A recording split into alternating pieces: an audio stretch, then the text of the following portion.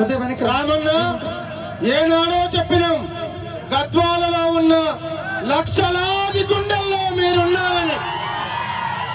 మీ రాక కోసం ప్రియమైన రామన్న రావాలని గద్వాల నియోజకవర్గంలో ఉన్న ప్రతి గడప ఎదురు చూస్తుంది. రామన్న మీరు రావాలని 6-7 నెలల నుంచి మేము మిమ్మల్ని రిక్వెస్ట్ చేస్తూనే ఉన్నాం. రామన్న మీరు వస్తారో రారో అని 3 రోజుల నుంచి కుండపోత వర్షం, నిన్న రాత్రి కూడా కుండపోత భారీ వర్షం. ఈ గ్రౌండ్ ఇవాళ 11 గంటల వరకు ఈ మైదానం నిండా నీళ్లున్నాయి. మా గుండెల నిండా టెన్షన్ ఉంది, మాకు నరాలు పలిగిపోయే టెన్షన్. ఏం జరుగుతుందో తెలియదు, కానీ మాకు ఫోన్లు వస్తా ఉన్నాయి ఊర్ల నుంచి. ఏమో పోస్ట్ పోన్ అవుతుందంట, కేటీఆర్ అన్న రాడంట. బిడ్డ మీరు జాగ్రత్త, కేటీఆర్ అన్న రాకుంటే మీ సంగతి చెప్తాం. ఎట్లన్నా చేసి కేటీఆర్ అన్న రావాలి. పిడుగులు పడ్డ సునామీ వచ్చినా కేటీఆర్ అన్న రావాలి అని చెప్పి మా అందరికి ఫోన్లు చేసి మరి హెచ్చరించిన మీ అందరికి కూడా శిరస్సు వంచి నమస్కరిస్తా ఉన్నా. ప్రకృతి కూడా అర్థం చేసుకుంది. అందుకే గద్వాల్లోనే వర్షం లేదు, మల్లకల్లో వర్షం ఉంది, ఐజలో వర్షం ఉంది, గట్టులో వర్షం ఉంది. ఈ రోజు మొత్తం అన్ని మండలాల్లో వర్షం ఉంది, ఒక గద్వాల్లో మాత్రమే అదృష్టవశాత్తు వర్షం లేదు. రామన్న ఇక్కడ ఒక నాటకం నడుస్తా ఉంది, ఇక్కడ ఒక ఎపిసోడ్ నడుస్తా ఉంది.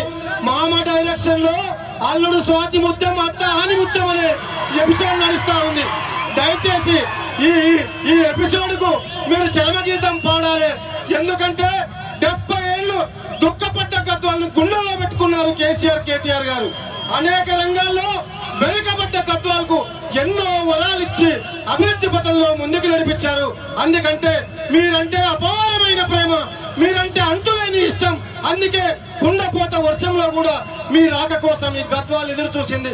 మిమ్మల్ని మరొక్కసారి సాధారణంగా ఆహ్వానిస్తూ ఇప్పుడు ఈ నియోజకవర్గానికి అండగా ఉంటూ మనందరిలో ఒకటిలా మెలుగుతూ ఇన్ఛార్జిగా, సమన్వయకర్తగా మనందరి మధ్యలో తిరుగుతున్న బాస్ హనుమంతులైన 2 నిమిషాలు మాట్లాడాల్సిందిగా కోరుతాం. మన రాష్ట్ర Telangana BRS party working president పెద్దలు, భవిష్యత్ నాయకుడు, మన ప్రియతమ నాయకుడు కేటీ రామన్న గారు వస్తుంటే, ఆయన వస్తున్నారని తెలిసి 10 రోజుల నుంచి గద్వాల్లో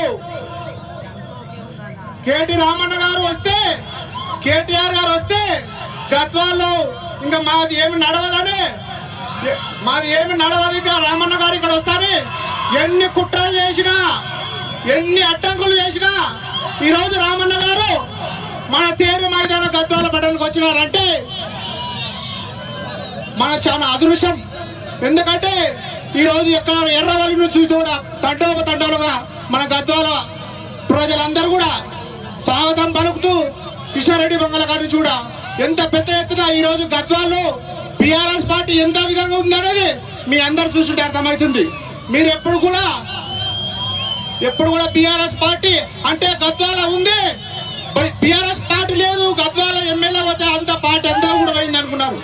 ఆ తరములో జెండా పట్టుకొని గద్వాల్లో జెండా నిలబెట్టినాం. ఒక్క జెండా పట్టుకొని ఈరోజు వేల జెండాలు చేసినామంటే మన కేటీ రామన్న గారు కృషి వల్లనే ఈ విధంగా నేను చేయడం జరిగింది. ఈరోజు ఎవరు రావాలన్నా భయపడుతుండే గద్వాలకు బీఆర్ఎస్ మీటింగ్ అంటే ఎట్లా పోతారు అని చెప్పేటోళ్ళు.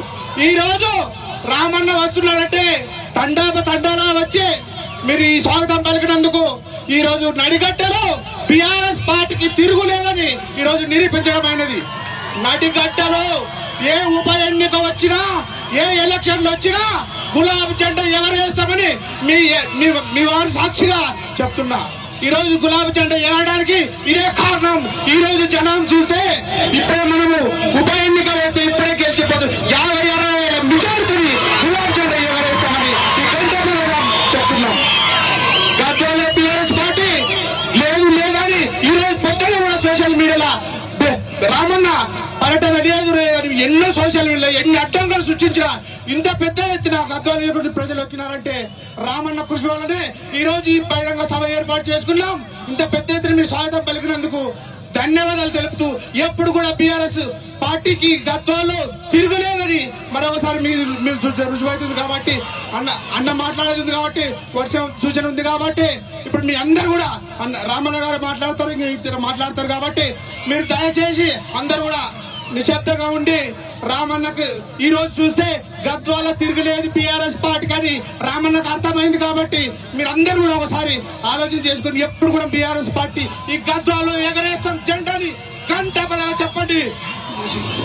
ఇంతతో ఈ అవకాశం ఇచ్చినట్టు